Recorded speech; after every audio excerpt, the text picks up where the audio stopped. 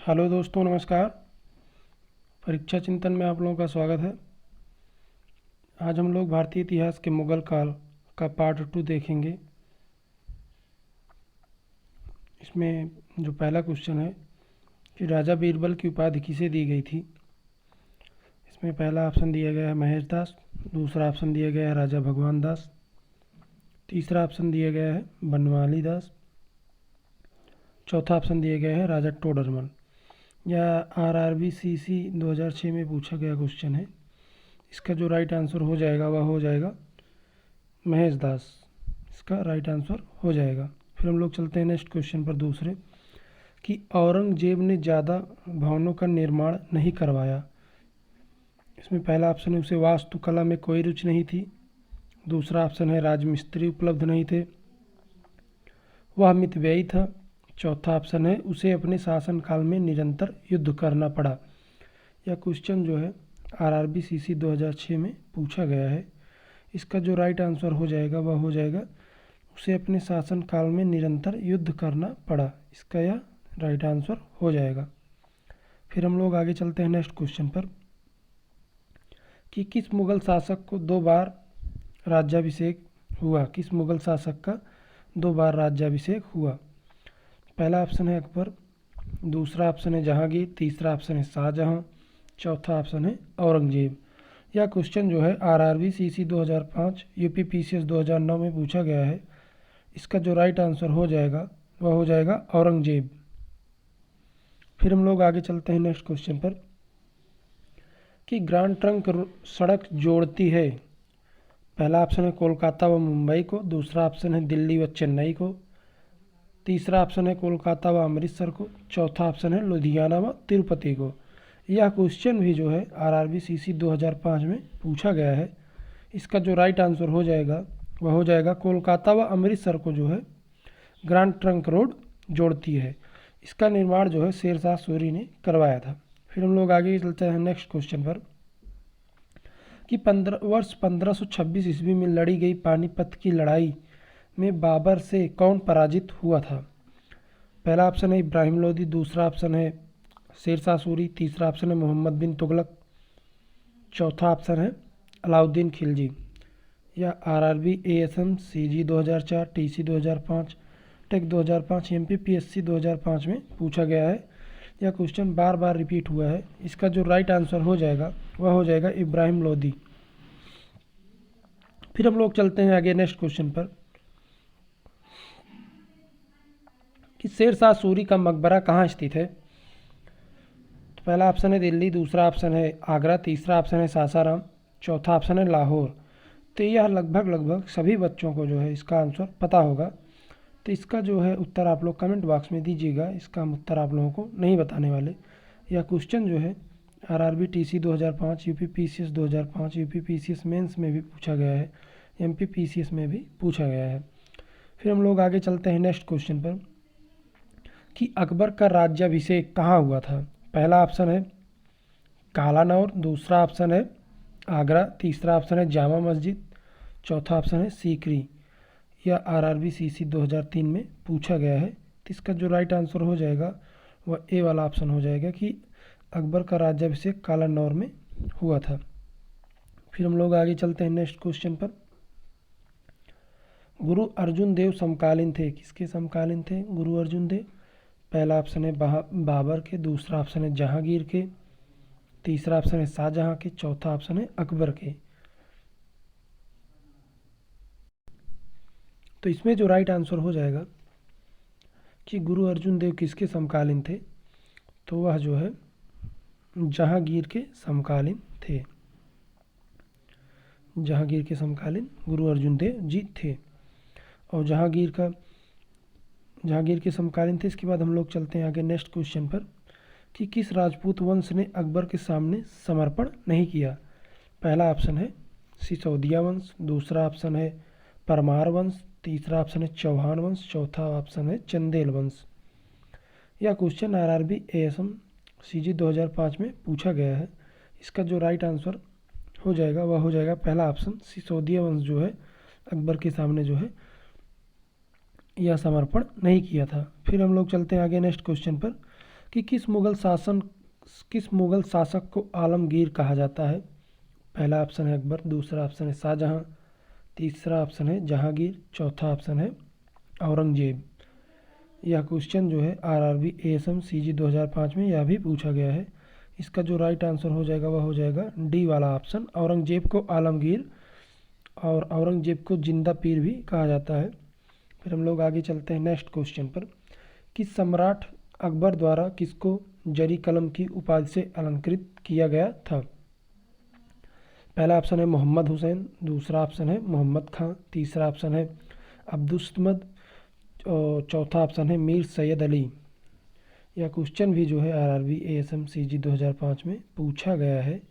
इसका जो right answer हो जाएगा वह पहला वाला ऑप्शन हो जाएगा कि मोहम्मद हुसैन को जो है जरी कलम की उपाधि से अलंकृत किया था अकबर ने।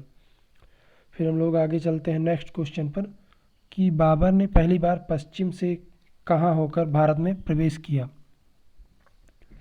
तो इसमें पहला ऑप्शन दिया गया है कश्मीर, दूसरा ऑप्शन दिया गया है सिंध, तीसरा ऑप्शन दिया गया है पंजाब और चौथा ऑप्शन दिया गया है राजस्थान। यह क्वेश्चन भी आरआरबी एएसएम में पूछा गया है। इसका जो राइट आंसर हो जाएगा 51 का सी हो जाएगा कि बाबर जो है सबसे पहले पहली बार पश्चिम से भारत में पंजाब से प्रवेश किया था।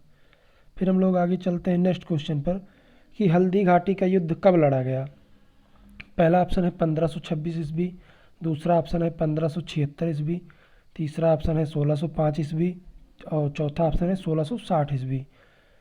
तो इसमें जो राइट आंसर हो जाएगा वह बी हो जाएगा कि 1576 ईस्वी में हल्दी घाटी का युद्ध लड़ा गया था। और आप लोगों को कमेंट में बताना है कि हल्दी घाटी का युद्ध किसके किसके बीच में हुआ था।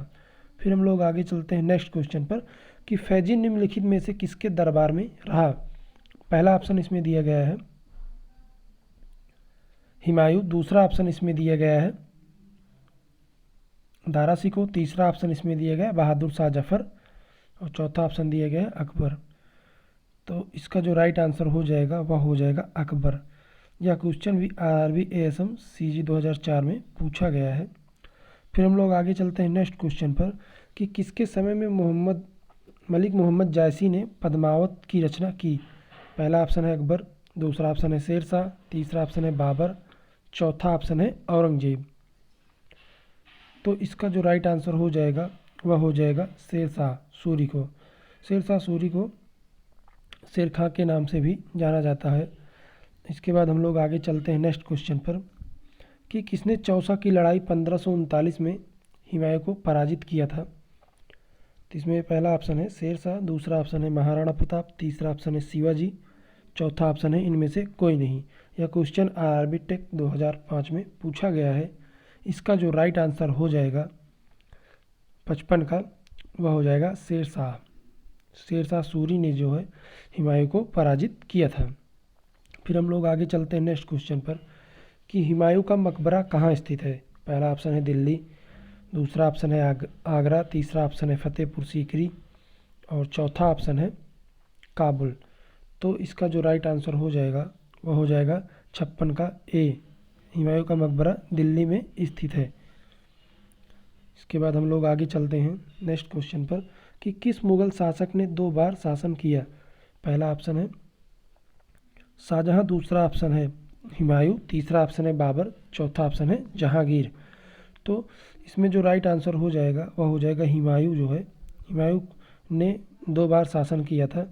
हुमायूं की मृत्यु जो है पुस्तकालय की सीढ़ियों से गिरने के कारण हो गई थी। और इसमें जो चलते हैं हम लोग नेक्स्ट क्वेश्चन पर कि भारत में बीबी का मकबरा कहाँ स्थित है। पहला ऑप्शन है हैदराबाद, दूसरा ऑप्शन है सीकरी, तीसरा ऑप्शन है औरंगाबाद, चौथा ऑप्शन है बीजापुर। तो इसका जो राइट आंसर हो जाएगा वह हो जाएगा औरंगाबाद।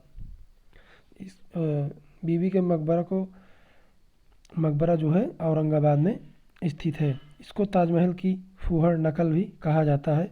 फिर हम लोग आगे चलते हैं नेक्स्ट क्वेश्चन पर कि फतेहपुर सीकरी स्थित लाल पत्थर से निर्मित शेख सलीम चिश्ती के मकबरे को किसने संगमरमर का करवाया।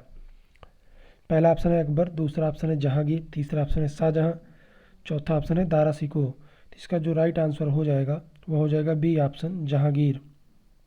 जहांगीर को सलीम के नाम से भी जाना जाता था। शेख सलीम चिश्ती के नाम पे ही जो अकबर ने जहांगीर का नाम सलीम रखा था। फिर हम लोग आगे चलते हैं नेक्स्ट क्वेश्चन पर कि किस मुग़ल शासक को पहले आगरा में दफनाया गया, बाद में उसकी अफ़गान विधवा उसकी एक अफ़गान विधवा शव को काबुल ले गई और वहीं एक बाग में दफनाया गया। पहला ऑप्शन है बाबर, दूसरा ऑप्शन है हुमायूं और तीसरा ऑप्शन है अकबर, चौथा ऑप्शन है जहांगीर। तो इसका जो राइट आंसर हो जाएगा 60 का वह हो जाएगा पहला ऑप्शन बाबर। बाबर को जो है अफ़गान में दफनाया गया। सर्वप्रथम इसको आगरा में भी दफनाया गया था। फिर हम लोग आगे चलते हैं नेक्स्ट क्वेश्चन पर कि किस मुग़ल शासक को उपवनों उद्यानों में अत्यंत अभिरुचि के कारण उपवनों का राजकुमार, मालियों का मुकुट कहा गया। पहला ऑप्शन है बाबर, दूसरा ऑप्शन है हुमायूं, तीसरा ऑप्शन है अकबर और चौथा ऑप्शन है शाहजहां। तो इसका जो राइट आंसर हो जाएगा वह हो जाएगा पहला ऑप्शन बाबर। फिर हम लोग चलते हैं आगे नेक्स्ट क्वेश्चन पर कि कौन सा मुग़ल शासक था जिसने कुषाण साम्राज्य के पतन के बाद भारतीय साम्राज्य में काबुल व कंधार को शामिल किया। पहला ऑप्शन है बाबर, दूसरा ऑप्शन है हुमायूं, तीसरा ऑप्शन है अकबर, चौथा ऑप्शन है जहांगीर। तो इसका भी जो राइट आंसर हो जाएगा वह हो जाएगा बाबर। पहला ऑप्शन इसका यही सही हो जाएगा। फिर हम लोग आगे चलते हैं नेक्स्ट क्वेश्चन पर कि किस युद्ध को जीतने के बाद शेर शाह ने दिल्ली में अफगान सत्ता की स्थापना की। पहला ऑप्शन है बिलग्राम का युद्ध, दूसरा ऑप्शन है कालिंजर का युद्ध, तीसरा ऑप्शन है चौसा का युद्ध, चौथा ऑप्शन है इनमें से कोई नहीं। यह क्वेश्चन जो है AAO 2003 में पूछा गया है। इसका जो राइट आंसर हो जाएगा वह पहला ऑप्शन हो जाएगा बिलग्राम का युद्ध। बिलग्राम का युद्ध जीतने के बाद जो है शेर शाह ने दिल्ली में अफगान सत्ता की स्थापना की। फिर हम लोग चलते हैं आगे नेक्स्ट क्वेश्चन पर कि निम्नलिखित भारतीय शासकों में से अकबर के समकालीन कौन थी या था। तो पहला ऑप्शन इसमें दिया गया रानी दुर्गावती, दूसरा ऑप्शन है अहिल्याबाई, तीसरा ऑप्शन है मार्तंड वर्मा और चौथा ऑप्शन है राजा सवाई सिंह। तो इसका जो राइट आंसर हो जाएगा वह हो जाएगा पहला ऑप्शन, रानी दुर्गावती जो है अकबर के समकालीन थी। फिर हम लोग आगे चलते हैं नेक्स्ट क्वेश्चन पर कि शाहजहां ने निम्नलिखित में से किस शहर में मोती मस्जिद बनवाई थी। पहला ऑप्शन इसमें दिया गया है दिल्ली, दूसरा ऑप्शन है जयपुर, तीसरा ऑप्शन है आगरा, चौथा ऑप्शन है अमरकोट।